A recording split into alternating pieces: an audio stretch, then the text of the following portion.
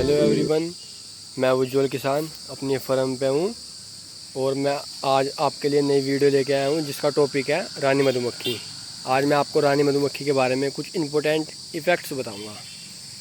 देखिए, जो रानी मधुमक्खी होती है उसका जीवन काल होता है 3 साल का, यानी कि वो 3 साल तक जीवित रह सकती है रानी मधुमक्खी, और 3 साल तक ही लगातार वो अंडे देती है। जो एक रानी मधुमक्खी होती है वो एक अंडे से 14 से 15 दिन के अंदर तैयार होती है। उसके बाद 5 से 7 जब वो रानी मधुमक्खी एक अंडे से 14 से 15 दिन में तैयार हो जाती है, फिर उसके बाद रानी मधुमक्खी 5 से 7 दिन लगते हैं उसको मैटिंग होने में, और जब वो मैटिंग हो जाती है उसके कोई 3-4 दिन बाद वो एग ले स्टार्ट करती है, यानी कि अंडा देना शुरू कर देती है, और लगातार 3 साल तक अंडे देती है।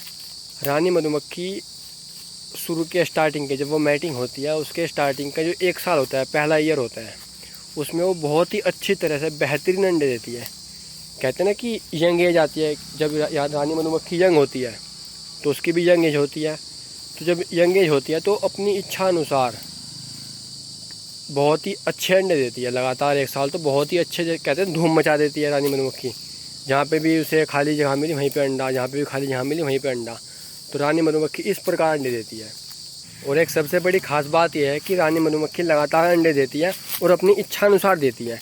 यदि बॉक्स के अंदर उसे स्थान मिल रहा है कि अंडे देने का तो वो अंडे देगी, या फिर अगर स्थान नहीं है तो वो अंडे नहीं देगी। रानी मधुमक्खी की कैपेसिटी होती है कि वो एक दिन में 1500 से 2000 अंडे तक दे सकती हैं, लेकिन वो अपनी इच्छा अनुसार देती है। अगर बॉक्स में मानने की बात है कि 5 सेल खाली है तो 5 ही अंडे देगी, अगर ज़्यादा है तो ज़्यादा अंडे देगी, अगर आज कोई खाली नहीं है तो एक भी नहीं देगी।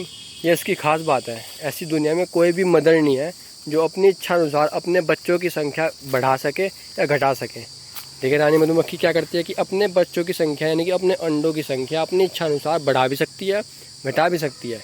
यदि आज बॉक्स को 4 अंडे की ज़रूरत है तो 4 देगी, यदि 100 की ज़रूरत है तो 100 देगी, 1000 की ज़रूरत है तो 1000 ही देगी, या ज़रूरत नहीं है तो वो एक भी नहीं देगी।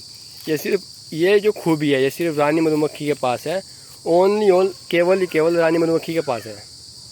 ऐसी कोई भी दुनिया में मदर नहीं है जो इस टेक्नोलॉजी को अपने अंदर विकसित कर सके या की हो। रानी जो मधुमक्खी होती है उसकी एज तो, यानी कि उम्र उसकी 3 साल होती है, लेकिन जो हमारे बीकीपर भाई है, मधुमक्खी पालक भाई है, ये क्या करते हैं कि ज़्यादा पुरानी होने नहीं देते रानी को। क्योंकि अगर जैसे व्यक्ति जब यंग होता है तो ज़्यादा काम करता है, पूरा बूढ़ा हो जाता है तो कम काम करता है। ऐसे रानी का हिसाब है।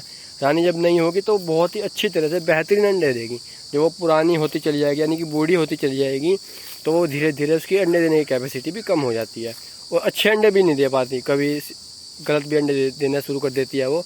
तो इसलिए सारे जो मधुमक्खी पालक भाई है हमारे, वो क्या करते हैं कि हर साल जब अपना ये फ्लोरा स्टार्ट होता है ना, जैसे मस्टर्ड पे स्टार्ट होता है, या उससे पहले थोड़ा जो अगेती लाई खिलने शुरू होती है, बाजरे पे जाते हैं जो हमारे मधुमक्खी पालक भाई, तो वहाँ पर अपनी वो जो नई रानी या क्यून है वो बना देते हैं, जिससे वो पूरा सीजन जो रानी मधुमक्खी होती है, जिससे वो पूरा सीजन अच्छे और बेहतरीन अंडे दें। इसलिए वो सब बीकीपर भाई अपना पहले ही जब बाजरे पे क्रॉप पे जाते हैं तो अपनी नई रानियाँ सब बनवा लेते हैं। ये फ़ायदा होता है कि बाजरे पे जाइए तो अपनी नई क्यूनें बन जाएगी। उसके बाद वो अपना जुलाई से लेके और 1 साल पूरा, यानी कि अगले जुलाई तक काफ़ी अच्छे अंडे देगी। उससे क्या होगा, जब रानी मधुमक्खी बॉक्स में लगातार अंडे देती रहेगी तो मधुमक्खी जो वर्कर बीज होती है, यानी कि श्रमिक जो मधुमक्खियाँ होती हैं, उनकी संख्या लगातार निरंतर रहेगी, यानी कि बढ़ती रहेगी, घटेगी नहीं। यदि उनकी संख्या घटनी शुरू हो जाती है तो बॉक्स धीरे धीरे कमज़ोर और मर जाता है। धीरे धीरे बॉक्स कमज़ोर होता रहता है और फिर उसके बाद डेड हो जाता है। इसलिए हमें अपनी जो रानी मधुमक्खियाँ होती है वो हर साल नहीं बनवानी चाहिए जब भी फ्लोरा का सीजन आता है। ये कुछ रानी की खूबियाँ थी।